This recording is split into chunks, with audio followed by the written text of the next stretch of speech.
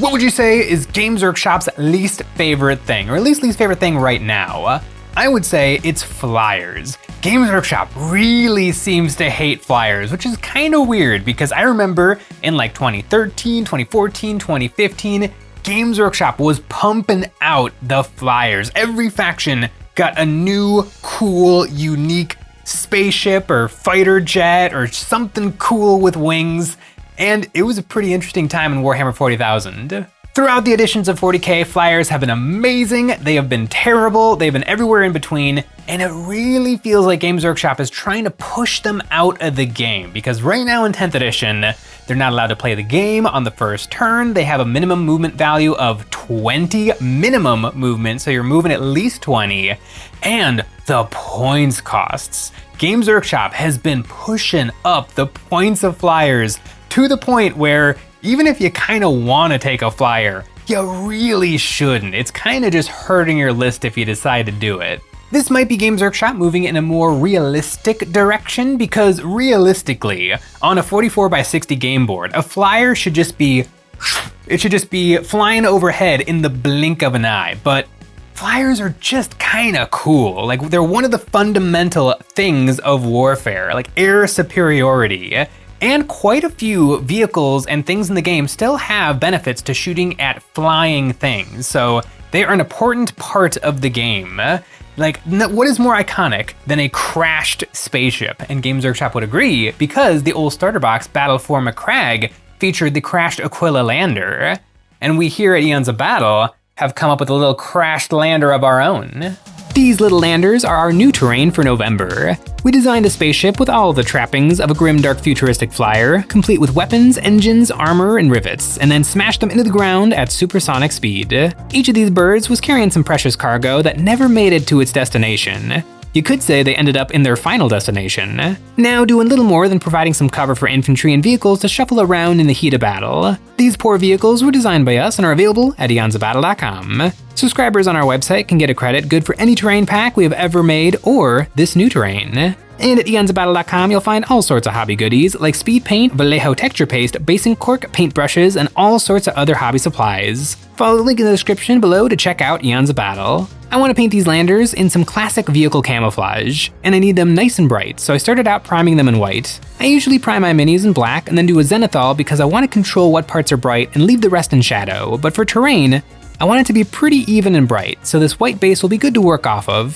For the camouflage, I want it tan and army green, so I decided to start out with the tan. Green will cover tan better than tan will cover green, so this will be a good place to start. I put a yellow tan into my airbrush and then sprayed this on. Because of the white primer, I could use that to my advantage, spraying slow to tint the white so that some parts like the wings and the tops of the fuselage stay brighter and the edges and corners get darker and more saturated. And speaking of darker and saturated, I took an orangey brown, thinned this down into my airbrush and sprayed this into the corners. This isn't too much darker than the tan, but the change in color will help make these spots feel separate and dramatic. To finish off the tan, I used an off-white yellow color and sprayed this onto the very top parts of the sticking out aircraft to create the brightest spots of tan. I don't know exactly what parts will end up green, so I did these steps to every part of the plane as if it was all going to be this yellowy tan color. Now comes the masking, and to do this, I grabbed my silly putty. I rolled out some ropes of putty about 1/4 inch around and started snaking these all over the mini, laying them down and then squishing them with my fingers. I tried to be very irregular with this, squishing them down flatter in some places and leaving them thin and round in others.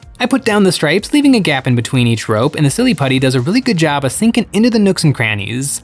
It makes a tight seal so the airbrush paint won't get underneath, hopefully leaving my tan completely untouched. I put this putty onto all of the painted parts, covering 50% at each plane, and then I got to work on the green. I took an army green color and started spraying this on. It's hard to see what I'm doing now that I have so much of the model is now hidden with bumpy putty, so I did a few thin coats of green until everything was a nice even shade, and all the yellow was hidden. This green is about the same hue as the yellow underneath.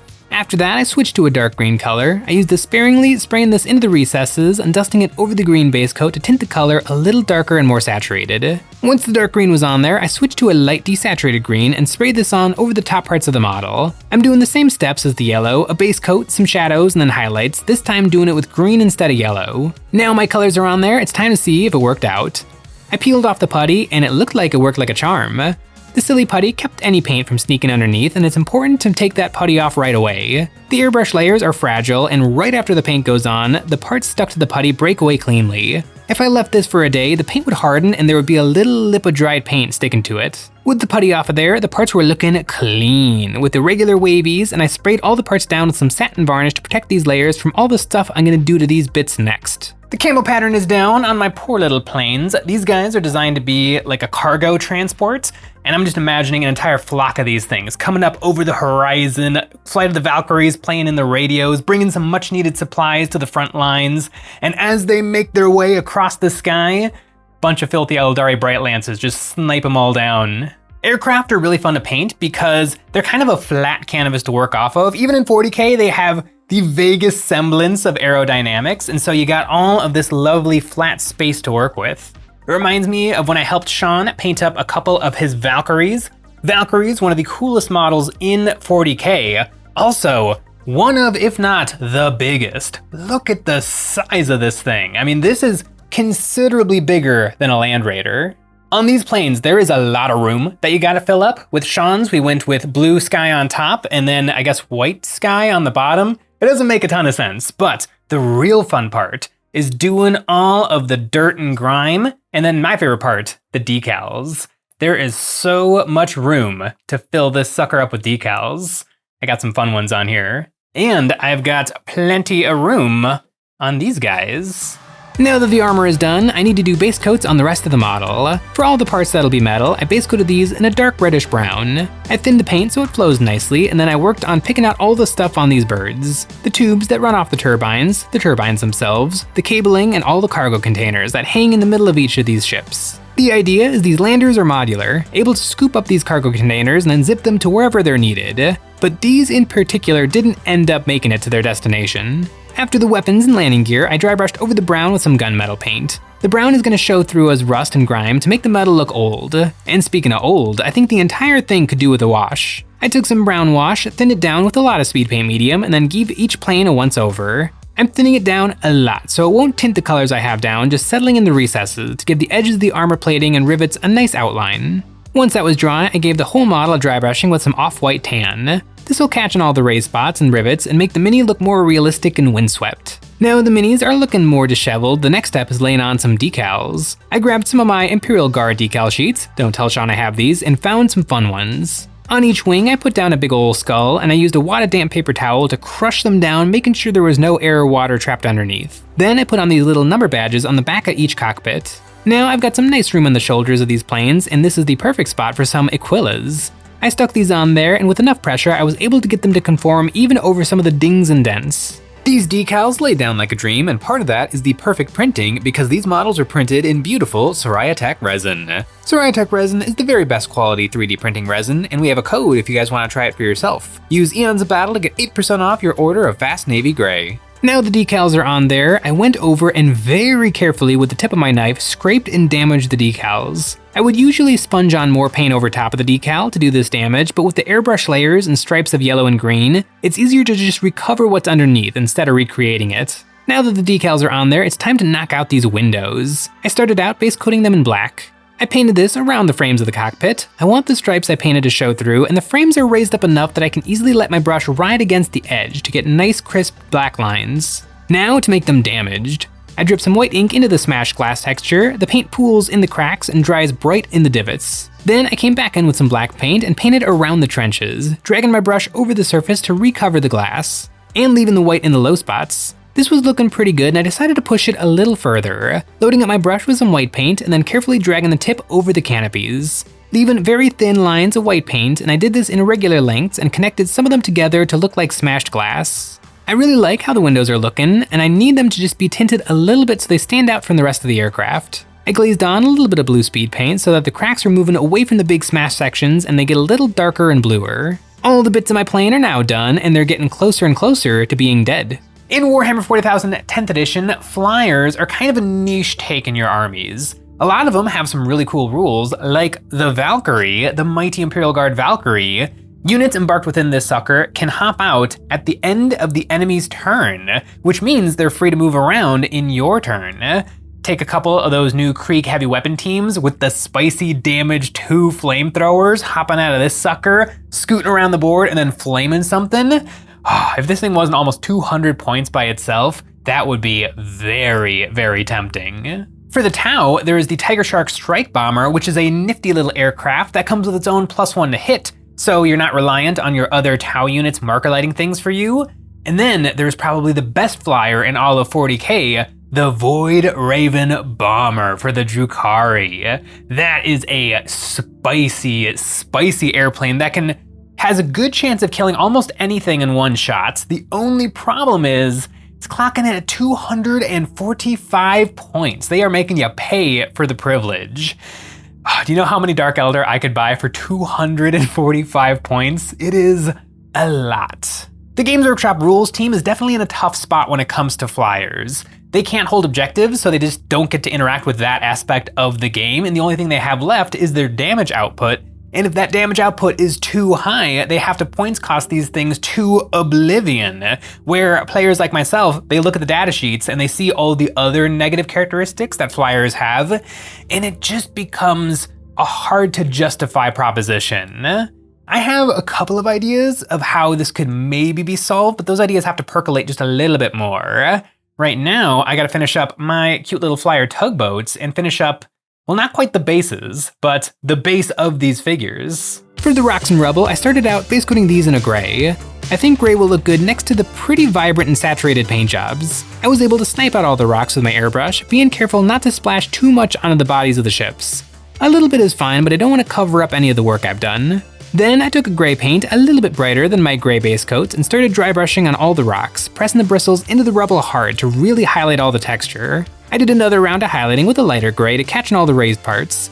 I didn't go too far towards white paint with this dry brushing. I don't want to get the rocks too bright and have them pull focus away from my planes. Now the rocks are done and I can call it there, some cold stone rocks, but I want to apply a little pigment powder. I took a cup of water with a few drops of flow improver and then shook in some brown pigments. I stirred this up into a brown soup and then took a big nasty ratty brush and started splashing this all over the rocks. I covered all the rocks and then painted this on about 1 inch onto the plane and let it dry. Once it was dry, I took a look at it to see how I was liking it. Right now, it's a little too dusty, so I went in with a wet clean dry brush and some paper towel and started wiping away the pigments, and then wiping them onto a paper towel. After a few swipes, more of the gray rocks were peeking through, and I wiped away most of the pigment that was on the planes, leaving it only in the corners and recesses. After a little more fussing, I had these planes exactly how I like them. My little gaggle of flyers is now thoroughly destroyed, reduced to rubble, smashed into the ground. It's reminding me a lot of if anyone's played the game Factorio. When you first load up a game of Factorio, you see yourself next to the destroyed rubble of your aircraft, and that is really the vibes I'm getting from these guys. These pieces of terrain are available on our website Eons of Battle as of November, and for December, we got something really spicy in the works. I'm really excited for that. But these guys are ready to provide some cover, and cover is one of my ideas for what aircraft ought to be doing in 10th edition. Cover is something very common in Warhammer 40,000. You tuck yourself behind a piece of terrain and all of a sudden you get yourself +1 to your armor save. Very often this happens for tanks, and boy oh boy do tanks not need +1 to their armor save. But usually, pretty much every army in 40k has access to this rule, that they can ignore the cover save. Usually it's for 1 unit or for 1 shooting phase, or sometimes your whole army versus 1 particular enemy unit. But I think that this is a rule that would make a lot of sense for aircraft. If I was in charge of 40k and I had to keep aircraft in the game, and I think aircraft should be in the game because it feels like something that should be in a war game, I think taking it from just a flying tank and turning it into something that buffs your army kind of dramatically would make it a lot more interesting. Do I want all those extra points for my army, or do I want to turn off cover saves for my opponent's army? Like all of a sudden it becomes a risk reward situation. Your opponent might really want to kill the flyer to try to keep the rest of their army a little bit safer. You know, taking it from just damage potential into something that really benefits your army would make them a lot more interesting. I don't know if that's a great solution, but I think it gets at the heart of the problem, because you need to take infantry because you need something to stand on objectives, and you need to take tanks because tanks are objectively fantastic in the game at dealing damage.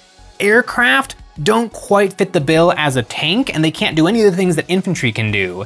And so if flyers were something that buffs the rest of your army dramatically, I think that that is a really solid role that the aircraft could provide. And pretty much every army in 40k has an aircraft, except Votann. And no, Chaos has Helldrake, so just Leagues of Votann and technically Custodes, even though they have like the Forge World Flyer thing going on, but nobody wants to actually buy that model. Flyers in 40k 10th edition aren't in a great spot, but I still think you can totally take them in-game, and they'll do a little something. You'll definitely surprise your opponent seeing a flyer across the table, and if you don't know what your plan is, your opponent certainly won't know what you're up to, and you might be able to pull off some pretty cool stuff with a flyer. Or they'll just end up like this terrain, but either way, it's pretty awesome. Thanks for watching.